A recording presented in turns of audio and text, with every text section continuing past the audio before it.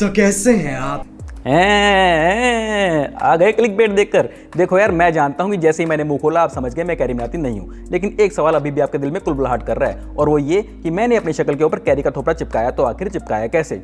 ये तिलिस्मी जादू किया है एआई ने, यानी आर्टिफिशियल इंटेलिजेंस, और ये सब तुम भी कर सकते हो। इस वीडियो के अंदर मैं तुम्हें बताऊंगा ये सब कैसे होता है, मगर उससे पहले इस चैनल को सब्सक्राइब कर दो, क्योंकि अभी कैरी की शक्ल देख के तुम्हें प्यार आ रहा होगा, तुम सब्सक्राइब कर दोगे। एक बार मैंने अपना रियल फेस दिखाया तो तुम वो भी नहीं करोगे, तो कर लो सब्सक्राइब। वो जो लाल वाला बटन है उसके ऊपर चाहे अपना आर्टिफिशियल फेंक के मारो या इंटेलिजेंस, मुझे नहीं पता, बस क्लिक हो जाना चाहिए। करो करो कर लो, मैं वेट कर रहा हूं। हो गया? सच बोल रहे हो ना? चलो यार, अब तुमसे क्या सबूत मानना, सच ही बोल रहे होगे। तो यार शुरू करते हैं बिना कोई अपशब्द कहे। सबसे पहले मैं अपने नॉर्मल फेस में आ जाता हूं। देखो यार, वीडियो शुरू करना तो बहुत आसान है कैरी की एनर्जी लेवल के साथ, बट आगे तक ले जाना बहुत मुश्किल है। नमस्कार, मैं हूं निर्देशक राव और मेरे यूट्यूब चैनल पर आपका स्वागत है। जो आपने अभी देखा वो आर्टिफिशियल इंटेलिजेंस से हुआ है, लेकिन सिर्फ ये नहीं, बहुत कुछ आर्टिफिशियल इंटेलिजेंस से हो रहा है। ये वीडियो मैं इसलिए बना रहा हूँ क्योंकि पूरा इंटरनेट पे इस टाइम धूम मची हुई है एआई आर्ट की।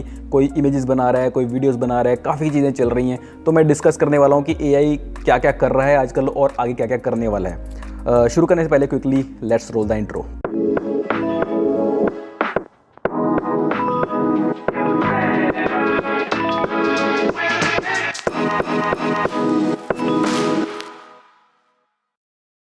Welcome back. तो यार पिछले कुछ महीने से एआई की धूम मची हुई है। इंस्टाग्राम पे लोग एआई की खूब एआई आर्ट की पोस्ट बना करके डाल रहे हैं। आपने बहुत नाम सुनेंगे इस तरह के, मिड जर्नी, डाली, डाली 2, ये सब आप चीज़ें सुन रहे होंगे। अगर आप लोग वीएफएक्स बैकग्राउंड से, तो आपने कॉरिडोर क्रू के चैनल के ऊपर भी देखा होगा कि वो लोग एआई से उन्होंने कैसे अपने स्टूडियो के अंदर जो लोग काम करते हैं उन सब की टीममेट्स की जो है डिफरेंट आर्ट स्टाइल में, मिडेवल आर्ट स्टाइल के अंदर इमेजेस क्रिएट की, उससे एक स्टोरी टेलिंग का उन्होंने प्रोजेक्ट किया। So a lot is there to learn.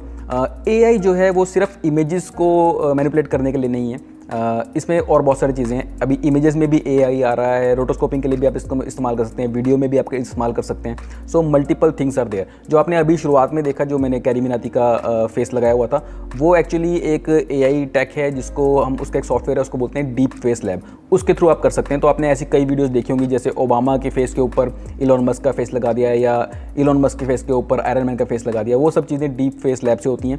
उसमें वो क्या करता है कि पूरा आपकी जो वीडियो डेटा है उसको लेता है, तो फ्रेम बाय फ्रेम अगर आप फेस इधर उधर मूव भी कर रहे हैं, वो सारे डेटा को जो है वो एनालाइज करता है, और एक आपके जो आपने उसके ऊपर कैरेक्टर लगाना है उसके फेस का पूरा एक मॉडल बना के रखता है, और हर फ्रेम के ऊपर ओरिजिनल फेस को जो है अपने मॉडल पर क्रिएटेड फेस के साथ रिप्लेस करता है। तो एक बड़ा ही टीडियस प्रोसेस है, उसको सीखना भी थोड़ा सा मुश्किल काम है, थोड़ा उसमें टाइम ज़्यादा लगता है, क्योंकि उसके लिए आपको आपके पास जैसे एक तो RTX कार्ड ज़्यादा से ज़्यादा अच्छा होना चाहिए, क्योंकि वो GPU ड्रिवन चीज़ है। एआई में मोस्टली चीज़ें GPU ड्रिवन है, तो अगर आपके पास स्ट्रॉन्ग GPU है तो आपको थोड़ा ज़्यादा बेटर परफॉर्मेंस मिलेगी एआई के काम करने के लिए। मैंने जब शुरू किया था सीखना, तो मेरे पास RTX 2080 था दूसरे सिस्टम में, अभी मेरे पास RTX 3080 है।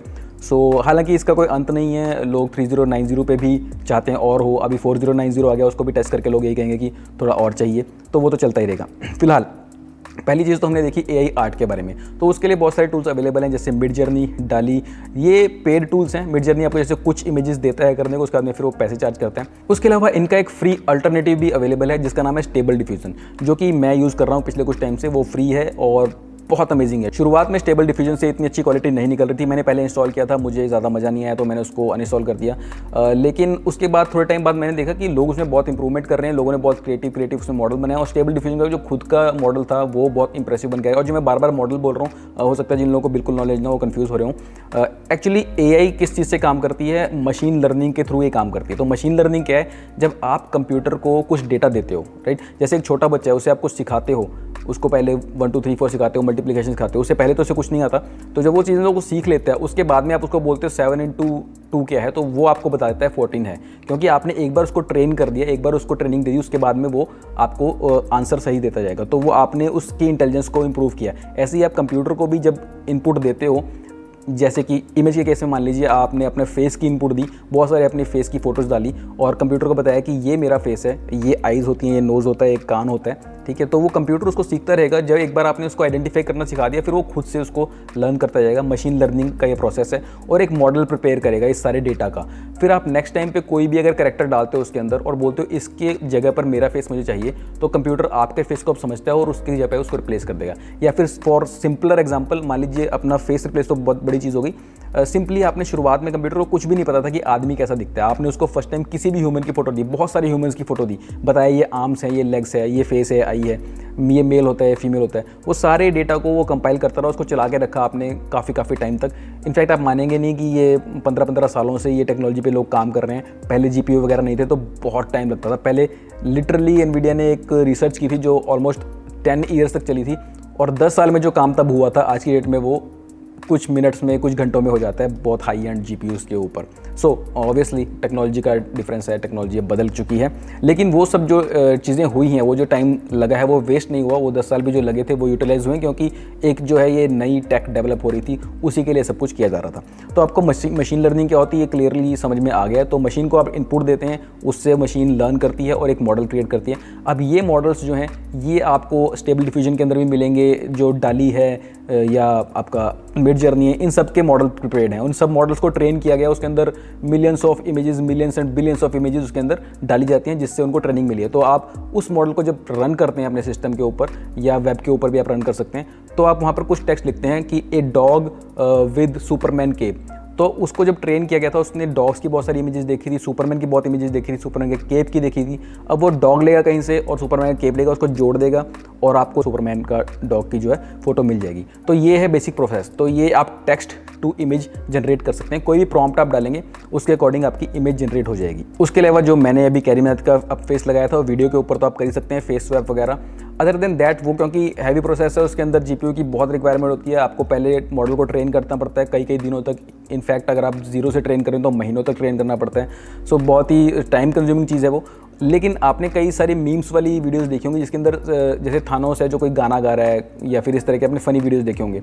तो वो वीडियोस के अंदर क्या होता है, वो सिर्फ एक सिंगल इमेज लेते हैं और सिंगल इमेज से उस चीज़ को जो है एनिमेट करते हैं अपने दूसरे फेस इनपुट के साथ में। तो वो बहुत ईजी प्रोसेस है। अगर आप उसको सीखने में इंटरेस्टेड है मुझे बताइए, मैं उसके ऊपर अलग से वीडियो ले आऊँगा। फिलहाल ये हमने देखा इमेज आप इससे क्रिएट कर सकते हैं और आप इससे वीडियोज़ जो है उसके अंदर इस तरह फेस स्वैप वगैरह कर सकते हैं। इसके अलावा और कहाँ पे इसको यूज़ कर सकते हैं, अब एडिटिंग के अंदर भी इसका बहुत यूज़ हो रहा है। अगर आप लोगों ने मेरी DaVinci Resolve के 18 के न्यू फीचर्स वाली वीडियो देखी थी तो उसमें मैंने डेप्थ मैप की बात की थी, और भी बहुत सारी AI टूल्स उसके अंदर आए हैं, जैसे मैजिक मास्क वगैरह हो गया। तो रोटोस्कोपिंग आप वहाँ से कर सकते हैं ईजिली, बिना ग्रीन स्क्रीन के भी अगर आपने शूट किया है तो अपने कैरेक्टर को वहाँ से बाहर निकाल सकते हैं। तो वो चीज़ जो है सारी AI के थ्रू हो रही है, क्योंकि आपने जो है उन्होंने अपने सॉफ्टवेयर को पहले ट्रेन किया बहुत सारी ह्यूमन इमेजेस और वीडियोस डाल करके कि ये इस तरह का ह्यूमन दिखता है। तो जब भी आप उसके अंदर बिना ग्रीन स्क्रीन की इमेज भी डालेंगे, वो अपने स्टडी किया हुआ डेटा के हिसाब से समझ जाएगा कि यहाँ से ये जो चीज़ है इसमें से इतना ह्यूमन है और इतना जो है बैकग्राउंड है, और उसको एक्सट्रैक्ट कर देगा। और डेप्थ मैप का भी बहुत इंपॉर्टेंट रोल है। मैंने कुछ दिन पहले आदिपुरुष का एक पूरा टीज़र बनाया था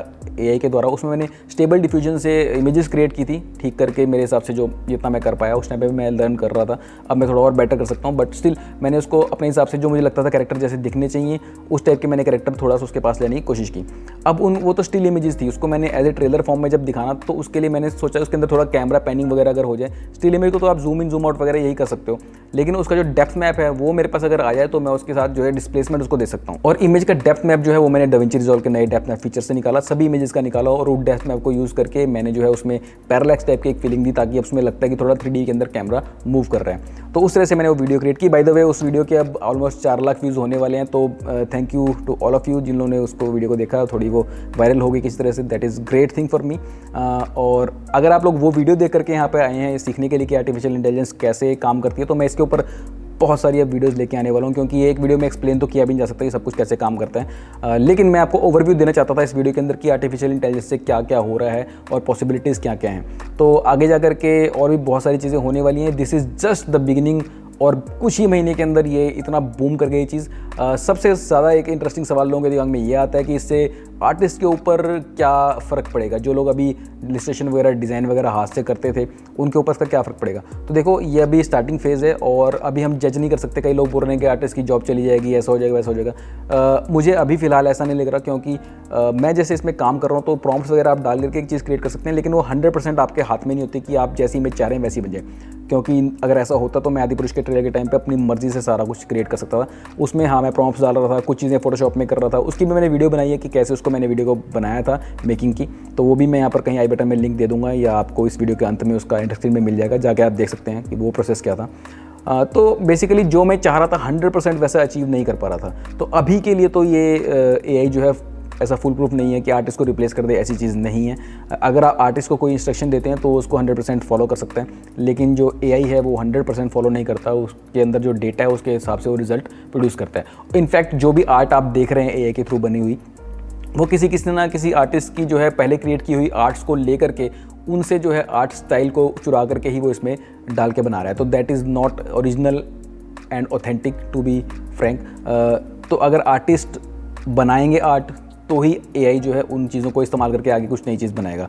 अगर आप सिर्फ आज आर्ट बनाना बंद कर देते हैं, नए आर्टिस्ट आर्ट नहीं बनाते, तो आज तक के जितने आर्टिस्ट का डेटा एआई में पड़ा है उसी से आप इमेज रीजनरेट करेंगे। मान लीजिए कोई नया स्टाइल क्रिएट, हर आर्टिस्ट का अपना स्टाइल होता है ना, अब नया कोई आदमी अब पैदा होगा जो उसका आर्ट स्टाइल कुछ डिफरेंट ही हो, वो आज तक एआई के अंदर डला ही नहीं है, तो उसको तो बीट नहीं कर सकते ना AI. That is a new thing. So newness का कोई इसमें वो नहीं है, एआई सिर्फ इनपुट से चलती है। एआई अपने आप में आर्टिफिशियल इंटेलिजेंस है, नॉट रियल इंटेलिजेंस। हमेशा जो है रियल इंटेलिजेंस की ज़रूरत रहेगी इन चीज़ों को चलाने में। तो जो लोग ज़्यादा साइंस फिक्शन मूवीज़ देखते हैं उनको दिमाग में कई बार ये जाता है कि एआई एक दिन ओवरटेक कर लेगी, टर्मिनेटर वाला सीन हो जाएगा वगैरह वगैरह, बहुत दूर तक हम सोच लेते हैं। सो ऐसा होना पॉसिबल नहीं है, क्योंकि अगर ऐसा कुछ होता भी है कुछ, तो जो फर्स्ट इनपुट है वो ह्यूमन इनपुट ही होगी, राइट। जैसा कि गीता में भी अगर आप लोगों ने पढ़ी है तो जड़ और चेतन की बात होती है। जड़ जो है यानी कि जो चीज़ जिसके अंदर जो है जीवन नहीं है, जैसे कि हम लोग हैं, हमारे अंदर जीवन है, अगर हमारे अंदर से आत्मा निकाल दीजिए तो ये बॉडी है, जड़ है, अपने आप नहीं चल सकती।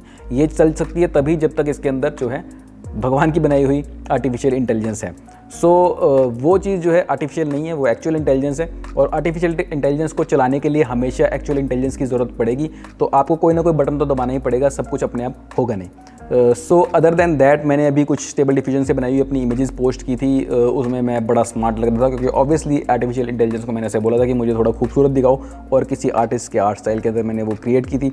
काफ़ी लोगों ने उसके ऊपर कमेंट वगैरह किए इंस्टाग्राम के ऊपर आकर के, तो सबको बड़ी पसंद आई। सब लोगों के मन में होंगे सवाल कि ये सब बनी कैसी है, तो इसका इन डेप्थ ट्यूटोरियल अगर आप चाहते हैं तो वो भी मैं आगे बनाऊंगा आपके लिए। फ़िलहाल मैंने ये आप सबके साथ डिस्कशन करनी थी कि एआई का स्कोप कैसे बढ़ रहा है इमेजेस में, वीडियोस में, ठीक है, हर तरफ इसका इस्तेमाल बढ़ रहा है। इनफैक्ट 2-3 चीज़ों के तो हमने टच भी नहीं किया। आप कंटेंट राइटिंग के अंदर एआई का इस्तेमाल हो रहा है, क्योंकि ज़्यादातर लोग कंटेंट राइटिंग से थोड़ा दूर रहते हैं। जो यूट्यूबर हैं या फिर कोई कंपनीज़ में काम कर रहे हैं, इंडस्ट्रीज़ के अंदर जो लोग वर्क कर रहे हैं, वो कंटेंट लिखते हैं, तो उन लोगों को इसकी ज़रूरत पड़ती है। पहले आप पूरी स्क्रिप्ट जो लिखते थे, या स्टूडेंट्स भी कई बार क्या करते हैं कि अपना मान लीजिए आपको असाइनमेंट मिला है तो गूगल पे जाते हैं, विकिपीडिया पे जाते हैं और वहाँ से आप कुछ कॉपी करते हैं, तो उसको जब आप प्रेजेंट करते हैं वो वहाँ पर चेक हो जाता है कि ये आपने कॉपी किया हुआ इस पेज से, प्लेगरिज्म वाली जो चीज़ होती है। लेकिन एआई क्या करता है, अगर आप एआई के थ्रू वो सारा कुछ डेटा उठा कर उसके अंदर कॉपी पेस्ट कर दो टेक्स्ट को, तो एआई उस सारे टेक्स्ट को पढ़ के उसका एक जो है अल्टरनेटिव टेक्स्ट बना देगा, जिसमें इन्फॉर्मेशन सारी वही होगी, लेकिन जो है ग्रामर उसकी चेंज हो जाएगी, वर्डिंग चेंज हो जाएगी, तो वो गलत भी नहीं होगा, इन्फॉर्मेशन सारी करेक्ट होगी और कॉपी भी नहीं होगा। सो ये काम एआई अपने आप कर देता है। हालांकि मैं ये प्रमोट नहीं कर रहा हूँ, जो भी स्टूडेंट लोग हैं वो ऐसा ना करें ढूंढ करके, कई बाद में मेरे ऊपर बात आएगी, क्योंकि उससे होगा क्या, तुम लोग बेवकूफ़ रह जाओगे। सारा काम एआई करेगी तो तुम्हारी खुद की इंटेलिजेंस तो खत्म हो जाएगी ना। तो ऐसी जगहों पर इस्तेमाल ना करें। अगर आप काम करते हैं इंडस्ट्री के अंदर, और डेफिनेटली जैसे आप काम करते हो, आपको प्रोजेक्ट जल्दी निकालने होते हैं, मल्टीपल चीज़ें चल रही होती हैं, तो वहाँ पर अपने काम की स्पीड को बढ़ाने के लिए आप इस्तेमाल कर सकते हैं। स्टूडेंट्स नहीं इस्तेमाल करें, राइट। तो इस तरह से इसको कंटेंट राइटिंग के अंदर, इमेज क्रिएशन के अंदर, वीडियो क्रिएशन के अंदर, हर जगह पे एआई का कुछ ना कुछ इस्तेमाल अब आ रहा है, राइट। और ये सिर्फ अलग से जैसे मैंने बताया मॉडल्स आप इंस्टॉल करते हैं पाइथन वगैरह के थ्रू अपने सिस्टम के अंदर, या कुछ सॉफ्टवेयर होते हैं, या जैसे आपके मेन एडिटिंग सॉफ्टवेयर हैं लाइक DaVinci Resolve वगैरह, उसके अंदर ये चीज़ें, अब फोटोशॉप में भी इस तरह की बहुत सारी एआई रिलेटेड चीज़ें आ रही हैं। किसी जगह पे उसका न्यूरल समथिंग नाम रखा हुआ है, किसी जगह उसका एआई समथिंग नाम रखा हुआ है घूम फिर के सारा कुछ वही कि मशीन लर्निंग के द्वारा इन सॉफ्टवेयर्स को ट्रेन किया जा रहा है, जिसको आप इस्तेमाल कर सकते हैं अपने काम को आसान करने के लिए, क्योंकि इसमें वो सब डेटा डाल दिया है जो पहले बहुत सारे आर्टिस्ट को बाई हैंड करते थे, और इतने सारे लोगों के किए हुए काम को कलेक्टिवली जब सॉफ्टवेयर को फीड किया गया तो अब वो आपके काम को आसान करने के लिए आपको हेल्प कर देता है। So that is the role of AI for me for now. आगे आगे देखते हैं कितना डेवलप होती है। और ये जो टॉपिक है कि आर्टिस्ट को रिप्लेस कभी कर देगी या कभी नहीं, अभी तो नहीं, फ्यूचर में क्या होता है उसके ऊपर हम जैसे जैसे डेवलपमेंट होगी मैं आपको अपडेट करता रहूँगा। कैरी ने कहा है कि सब्सक्राइब करना है तो सब्सक्राइब करके जाओ, चाहे नकली सही कैरी तो था अब इतनी मेहनत की है तो उसको कुछ तो फ़ायदा हो। कैरी के नाम पे लाल वाले बटन को चाहे आर्टिफिशियल फेंक के मारो या इंटेलिजेंस फेंक के मारो, मुझे नहीं पता, बस क्लिक हो जाना चाहिए। और लाइक्स जो हैं हम एम करेंगे, हम कुछ एम नहीं करेंगे क्योंकि मुझे पता तुमने ज़्यादा करने तो है नहीं, पर जितना तुमसे हो सकता है उतना कर दो। Check out these videos, these are also amazing videos. मिलते हैं नेक्स्ट वीडियो में, तब तक के लिए आपकी ओर से नमस्कार।